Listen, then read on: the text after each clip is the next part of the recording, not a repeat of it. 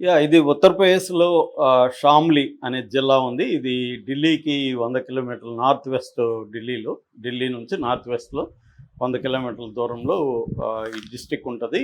ఇందులో Kandla police station పరిధిలో గడీ దౌలత్ అనే ఒక విలేజ్ ఉంది. అందులో మహమ్మద్ ఫరూక్ అనే ఒక అతను ఉన్నాడు. అతను రోటీ మాస్టర్. అంటే హోటళ్ళల్లో గానీ, వంటలకు గానీ వెళ్ళి రోటీలు చేయడంలో ఎక్స్‌పర్టైజేషన్ ఉంది అతనికి. అతను భార్యను, ఇద్దరు కూతుర్లని చంపేశాడు. అది కూడా బురకా వేసుకోలేదనే కారణంతో. అందువల్ల ఇప్పుడు అది దేశవ్యాప్తంగా వైరల్ అవుతుంది. దీన్ని హిందూ సంస్థలు చూడు ముస్లింలు ఎలా ఉన్నారు, బురకా వేసుకోలేదని భార్యను చంపేస్తున్నారు, కూతుర్ని చంపేస్తున్నారు అనేది వాళ్ళు దీన్ని ప్రచారంలోకి తీసుకొచ్చారు. అసలు ఏం జరిగింది? దీన్ని ఎలా అర్థం చేసుకోవాలి? ఇది మతానికి సంబంధం ఉందా? లేకపోతే పితృస్వామ్య భావజాలంతో ఇతను ఇలా చేశాడా? అసలు ముస్లింలలో ఆ మతంలో స్త్రీల పరిస్థితులు ఏంటి? ఇలాంటి అనేక విషయాలు చర్చలోకి వస్తున్నాయి.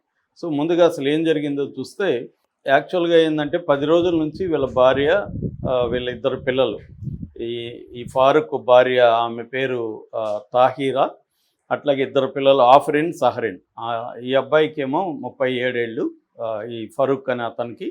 భార్యకి 35 ఏళ్ళు, పెద్ద కూతురికి 14 ఏళ్ళు తాహీరా, ఆఫ్రిన్కి 11 ఏళ్ళు. సో వీళ్ళు ముగ్గురు కనిపించలేదు. కనిపించినప్పుడు వీళ్ళ నాన్న ఫరూక్ వాళ్ళ ఫాదరు దావుద్, వాళ్ళ మదర్ అస్గాని, వీళ్ళకిద్దరికి డౌట్ వచ్చింది. వాళ్ళు కూడా దగ్గరలోనే ఉంటారు, వీళ్ళ ఇంటికి దగ్గరలోనే ఉంటారు.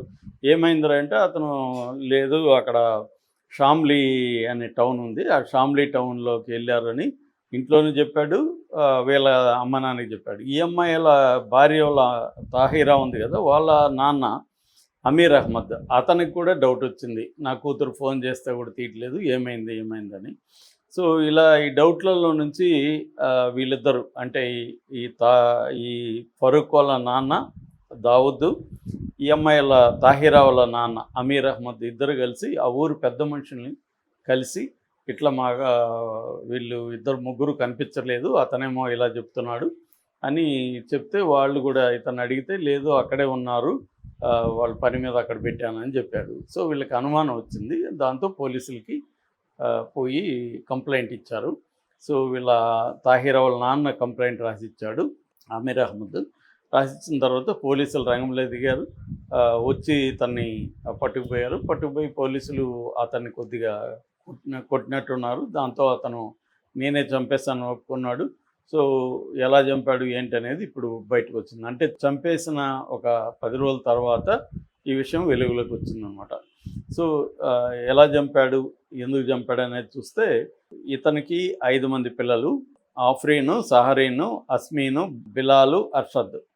సో 5 మంది పిల్లలు ఉన్నారు. భార్య ఉంది. భార్య అప్పుడప్పుడు వీళ్ళిద్దరి మధ్య గొడవలు ఉన్నాయి. ఎందుకంటే ఇతనికి నేచర్ ఏంటంటే భార్యని పిల్లల్ని కంట్రోల్ చేసే నేచరు. తను చెప్పినట్టే ఉండాలి, తను చెప్పిన బట్టలు వేసుకోవాలి అని గట్టిగా చేసేవాడు. అంటే మన మతంలో ఇలాగే ఉండాలి, మీరు బయట పోయినప్పుడు ఖచ్చితంగా కంప్లీట్గా కప్పుకొని బురకా వేసుకొని వెళ్ళాలి అని ఆంక్షలు పెట్టేవాడు. కానీ వాళ్ళ భార్య ఆమెకి బురకా వేసుకోవడం ఇష్టం లేదు. సో నేను బురకా వేసుకోనని ఆమె చెప్పేది. అలాగే వీళ్ళిద్దరి మధ్య గొడవలు జరుగుతున్నప్పుడు అప్పుడప్పుడు ఆమె పుట్టింటికి వెళ్ళిపోయేది, మళ్ళీ ఇతను ఇల్లు పిలుచుకొని రావడం చేస్తూ ఉన్నాడు. అలాగా రీసెంట్గా కూడా ఆమె పుట్టింటికి వెళ్తుంటే ఇతను బురకా వేసుకోమని గట్టిగా చెప్పాడు. ఆమె వినలేదు, వెళ్ళిపోయింది. వెళ్ళిపోయినాక ఇతను డిసైడ్ అయ్యాడు, ఈమెను చంపేయాలని డిసైడ్ అయ్యి ఏం చేశాడంటే, మొన్న 8వ తేదీ మార్నింగ్ ఫోన్ చేసి నువ్వు రా, ఇక్కడ పిల్లల్ని అంతా చూసుకోవాలి, ఇబ్బందిగా ఉందని చెప్పాడు. ఆమె వచ్చిన తర్వాత ఇతను అంతకుముందే ఒక గన్ను కొనుక్కున్నాడు, బుల్లెట్లు కూడా పెట్టుకున్నాడు. అలాగే ప్లాన్డ్గా అక్కడ ఒక నీళ్ళ ట్యాంక్ కట్టాలని చెప్పి గ్రౌండ్లో తవ్విచ్చాడు, వేరే వాళ్ళ దగ్గర తవ్విచ్చి దానికి కాంక్రీట్ అవన్నీ కూడా తెచ్చిపెట్టుకున్నాడు. అంటే ముందే ప్లాన్ చేసుకున్నాడు, ఆమెను ఎలా చంపాలి, చంపిన తర్వాత ఎలా పూడ్చాలనేది ఒక ప్లానింగ్ అయితే అతనికి ఉంది. దాంతో ఆమెను పిలిపించి ఇక్కడికి ఇంటికి పిలిపించినాక ఆ రాత్రి ఆమె పడుకొని లేపాడు, నిద్రపోతుంటే లేపి నాకు టీ కావాలి, టీ పెట్టిద్దురా అంటే ఆమె బయటకు వచ్చింది. పిల్లలు అందరూ ఒక దగ్గర పడుకుంటే ఆమె బయటకు వచ్చింది. బయటకు వచ్చి స్టవ్ ముట్టించిపోతుంటే ఇతను గన్ను తీసుకొని ఆమె కాల్చి చంపేశాడు. పాయింట్ బ్లాంక్ అంటారు కదా, దగ్గరికి వెళ్ళి కాల్చి గన్తో చంపేశాడు. ఈ సౌండ్కి పెద్ద కూతురు లేచి వచ్చింది.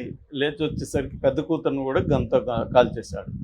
దాన్ని ఆ సౌండ్కి ఇంకొక కూతురు కూడా లేచి వచ్చింది. ఆ కూతురికి అప్పటికి తన దగ్గర బుల్లెట్ లేదో ఏమో మరి, ఆ కూతుర్ని మాత్రం గొంతు పిసికి చంపేసి అక్కడ కర్ర ఉంటే ఆ కర్రతో కొట్టాడు. అది దాంతో కన్ను కూడా బయటకు వచ్చేసింది. సో ఆ ముగ్గురి శవాల్ని, మిగతా పిల్లలు లేవలేదు కాబట్టి బతికిపోయారు. వాళ్ళు కూడా వచ్చి చూస్తుంటే వాళ్ళని కూడా చంపేసి ఉండేవాడు. ఎందుకంటే ఇది విట్నెస్ లేకుండా ఉండాలనేది ఇతని ఉద్దేశం.